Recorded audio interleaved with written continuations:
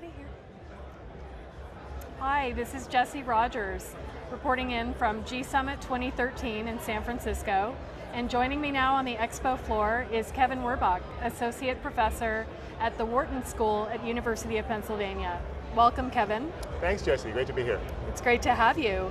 You are at GSummit to talk about teaching gamification. So can you tell me a little bit about the Coursera program that you did for MBA gamification courses? Coursera is a platform for MOOCs, which are massive open online courses. And if there's any development in the last few years that's grown faster than gamification, it's MOOCs. From virtually nothing a couple of years ago, they've become this huge phenomenon with literally millions of students around the world taking these free online massive courses. And my university, the University of Pennsylvania, was one of the first partners with Coursera to develop these MOOCs. And the university reached out to me as one of the initial faculty to develop a course, and I thought, well, what better subject than gamification? And so I embarked on this process at the beginning of last summer to develop a gamification course on Coursera, which was a really stupid idea.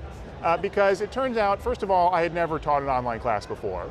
And I'd certainly never taught a MOOC before. No one had really ever taught a MOOC before.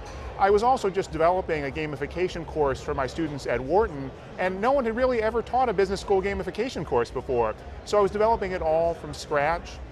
It turned out actually that I was very fortunate about that because I didn't have any preconceived notions. I sat down like a game designer and thought, how do I engage people? How do I get people to find this material interesting, to go through it, and to learn, and that's how I designed the course. Well, and that's a perfect fit with gamification because we discuss all the time that it's an iterative process and you have to break down barriers sometimes, and so you were first to market with that course. Yeah, and it's still a new phenomenon, and so people are just learning about MOOCs, but at the same time they're learning about gamification. One of the great opportunities of MOOCs is they break beyond the subset of people who would take a course at a university. Right. I teach undergrads and MBA students at an Ivy League university. If you look at all universities in general, there's millions of students, but there's millions and millions more people who want to learn. Right. And a phenomenon like gamification, you can't right now be someone with experience in gamification who has a degree in it because there weren't degrees, there weren't classes at all.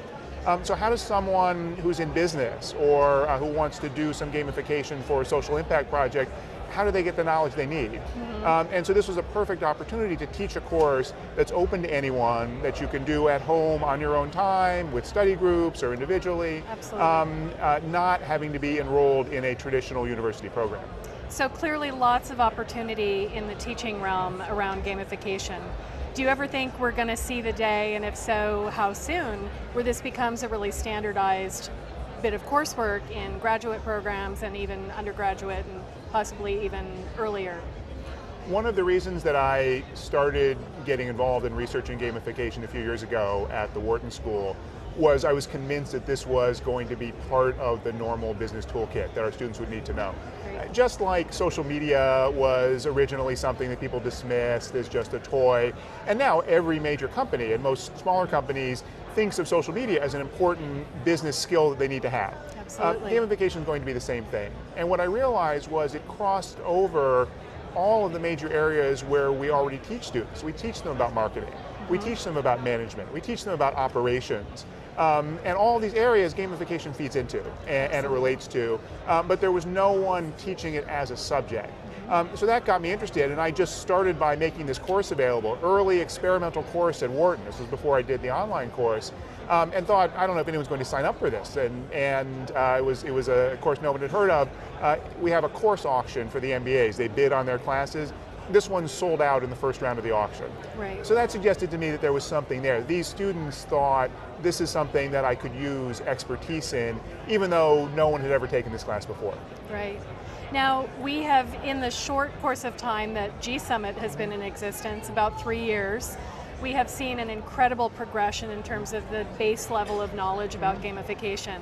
Are you experiencing the same thing at the graduate school level? People are still learning. And again, we have students from all over the world at Wharton, and we have students coming from lots of different industries. So some students come from Wall Street, some from consulting, some from startups, some from large retail companies and so forth.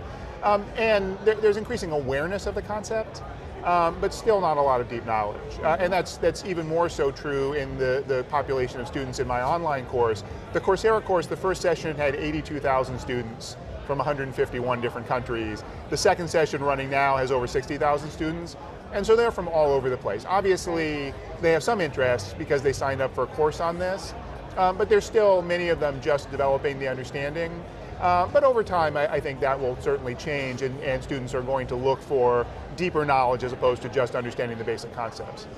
And that's a good segue into one of the things I believe you're going to touch on in your presentation, some of the pitfalls and some of the learnings, some of the mistakes perhaps that you've made as you've developed this coursework. Can you share some of those so that others can avoid them?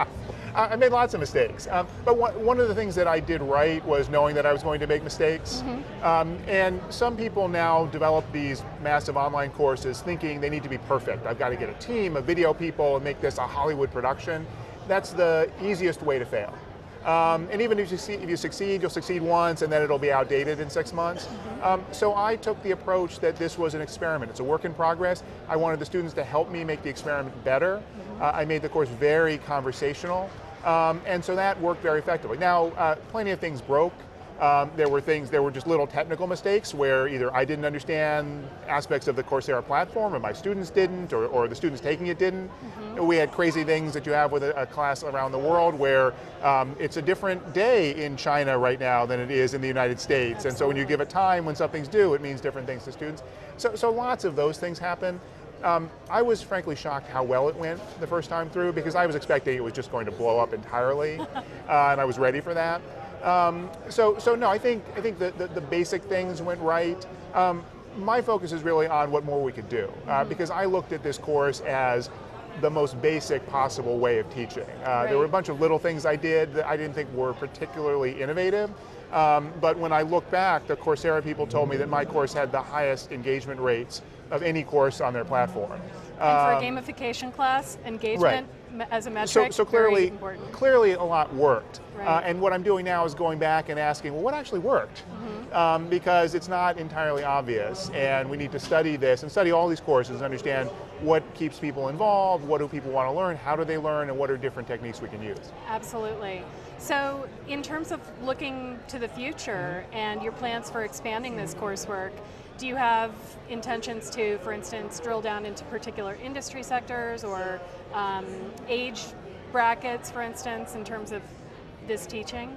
I'm going to definitely do more MOOCs. My next course probably won't be an advanced gamification course, just because there's so much more that I want to explore, and my focus has been giving people from lots of different backgrounds a basic set of knowledge and a set of pointers, first of all to other students, but also to different resources and places they can go and information that's out there so they can explore more deeply in the ways they want to. Because again, with 80,000 or 60,000 students, people have lots of different interests. There's some people who really want to focus on gamification in education, really interesting, important area. There's some people who want to focus on gamification in the enterprise, and so on and so forth. I'm not going to teach all of those things. What I really want to do with these massive online courses is, first of all, think about how much bang for buck we can get in terms of spreading knowledge more widely. There are hundreds of millions of people around the world who need knowledge. And we now have the opportunity to provide it much more broadly. And I'm not just talking about school, I'm talking about, again, people who value getting access to certain information. So that excites me, and the other thing that excites me is pushing on the nature of a course. Because if we're not limited to a semester and a classroom and all of those traditional things, we can start to experiment with different formats, different kinds of designs, different techniques, and different ways to learn. So that's what excites me, and I'll probably focus more on that next as opposed to just moving on to the next subject area. Well, as a faculty member at one of the best business schools in the country, arguably in the world, you must get exposed to a lot of other academics who want to advocate for this kind of coursework. Is that advocacy also coming from the student body and also coming down from the administration, or who's driving it? It's getting driven by lots of places. This MOOC phenomenon, as I said, has caught on really quickly.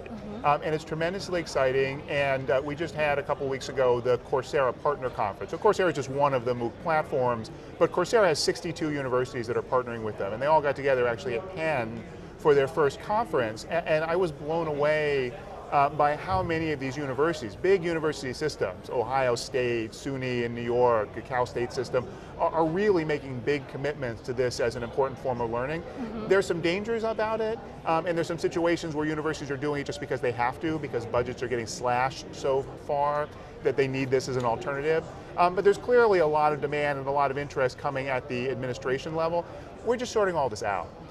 So from faculty, probably most faculty either don't care or are skeptical of it, but it only takes a few of us who want to innovate. And for me, being a professor is a license to innovate. I've got a lifetime job, and my job is to be an expert and be smart and teach. I want to go figure out new and innovative ways to do that. And there's enough people like me who have that same attitude. And then the students, students are excited about learning. And our students that I teach at a place like Wharton are excited about how I can take both the knowledge that I get from the MOOC as well as some of the content. I can actually flip the classroom, use some of the video lectures to show them as opposed to giving them readings or other assignments, and then use the time in the classroom to be interactive, to design projects and so forth. Kevin, it's been such a pleasure. I really look forward to your presentation tomorrow, and I do want to congratulate you also on your nomination for a GSummit award, and best of luck. Thank you so much for coming. Great, thank you. Thanks for tuning in to GSummit 2013 live from the expo floor.